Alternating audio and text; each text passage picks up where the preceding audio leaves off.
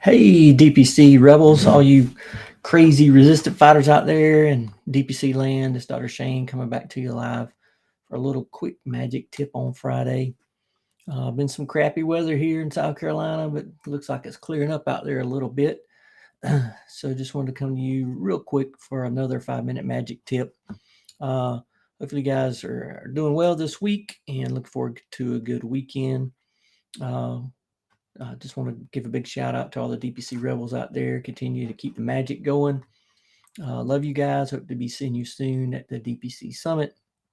Today, I got a little uh, magic tip on some choices for DPC plans. Like if you're working with a benefits advisor, how can you guys put some choice in there for the employees? Employers always are wanting to know, um, for primary care, if do they have to see their DPC doctor? If that is that their only option? Certainly, you can craft a plan that really drives people to the DPC clinic, which is helpful to lower costs for the employer. But patients and employees may not want to go that route. So I can tell you how we did it here in with our large employer. Also, a lot of information in my book, Magic Pixie Dust and Miracles, about how we crafted the plan with the benefits advisor and the TPA and the PBMs, all the people that are in charge of doing these plans.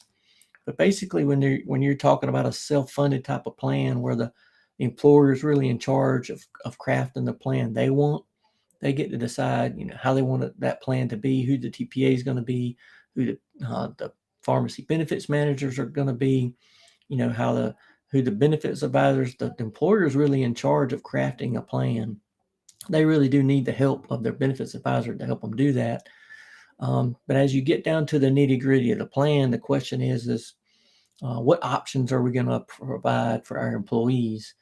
And the plan that got crafted for our large employer really had two options. So they created a plan that was what's called a standard plan, which is a non-DPC plan option, which had copays, deductibles. You still have your max out of pocket for those people. If you wanted to pick your own primary care physician, you would have your copays, deductibles, out of pocket, max, all that stuff. But you could go to see your regular primary care physician. It would work just like their previous insurance. In fact, they originally set it up their insurance to be almost exactly the same as the plan for insurance that they had previously as far as copays and deductibles.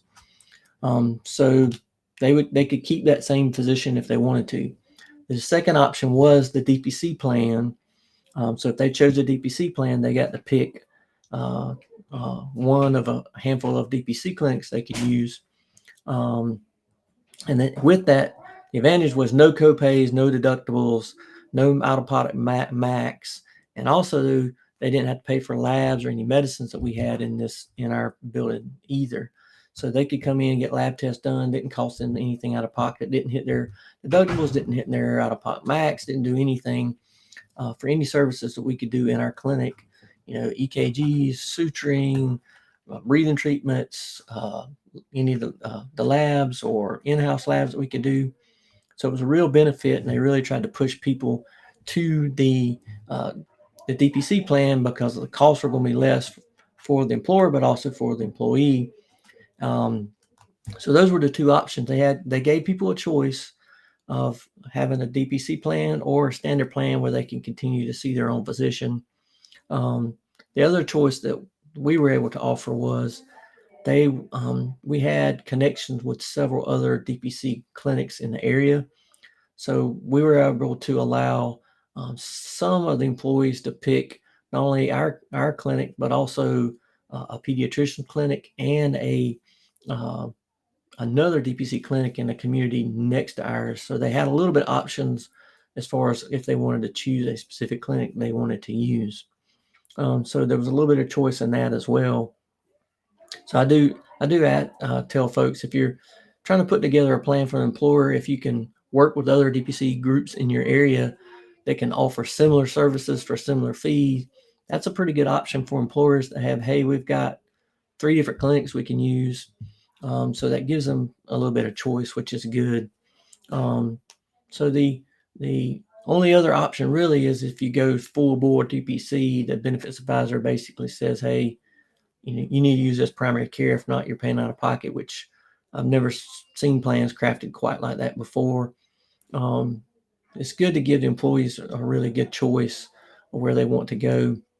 However, there are primary care clinics that are ran by larger organizations, big companies. We have them in our area, big plants, and they have an on-site primary care clinic, and they pretty much force everybody to go to there for primary care.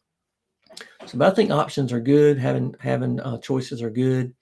It's a matter of the employer working with a benefits advisor, and if they're going to use DPC, really get everybody in the room and talk about how to craft a good plan. And getting the DPC doctors involved in that plan is really good. And we were able to help out a lot in working with the benefits advisor with our large employer on how to make the plan cost effective from a primary care standpoint. So hopefully that gives you some tips on how we crafted ours. And there's more information in my book if you want to check into that. You can find my book at dpcmagic.com, www.dpcmagic.com.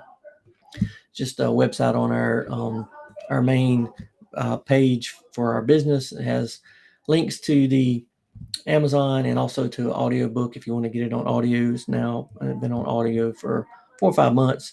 And so if you need to connect with me, if I can help you with any questions, coaching, consulting, any kind of help at all, you can connect with me at drshane at dpcmagic.com. That's drshane at dpcmagic.com. You can find me there. Love to chat with you guys and hope to see you guys at the summit pretty soon in a few months. And if not, I'll catch you back here and share this these little tips with your friends, other benefits advisors. If you have any DPC docs or new to DPC, I've got a lot of videos on YouTube right now, these live videos that they can go through these little magic tips. And then send me any questions at drshane at dpcmagic.com. Love to answer your questions